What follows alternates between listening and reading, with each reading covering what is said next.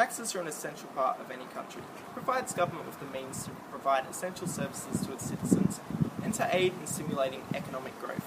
This means that everyone should roll up their sleeves and pay their fair share of tax. Unfortunately, the mining sector currently isn't paying its fair share.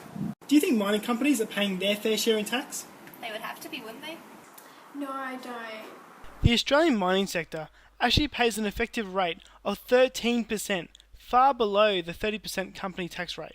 The Minerals Resource Rent Tax was implemented as a profits tax on the exploitation of raw commodities mined in Australia. It failed as it was unable to generate sufficient revenue to cover its own implementation expenses and raise only $200 million of the $3 billion that was expected in the first year. The Regulation Impact Statement identified key areas as to why the MRRT failed, which included its high regulatory and compliance burden on mining companies and regulatory bodies, its overcomplicated tax design, taxing at a project level rather than at a corporate level, and a surplus of tax concessions, which minimised the tax payable of mining companies.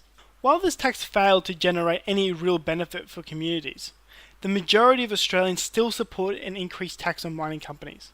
The Finite Resources Tax, or FRT for short, is a proposed solution to an ineffective and repealed minerals tax.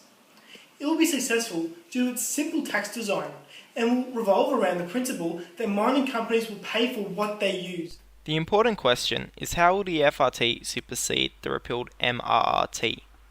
The FRT's simple design allows for easy calculation by mining companies, which will decrease compliance costs. This will benefit both mining companies and regulatory bodies.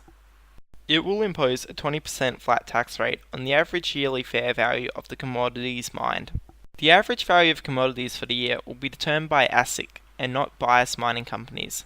This will ensure a fair price for commodities is measured. Small mining companies will not be adversely affected as there will be a tax-free threshold for the first $50 million of combined commodity value. The revenue made from the FRT will be used to fund small business concessions and provide support to low-income earners.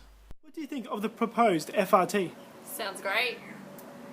Yeah, that sounds pretty good. The FRT is a superior mining tax that will support Australians to their right of their fair share of the huge profits that mining companies are exploiting from our non-renewable resources.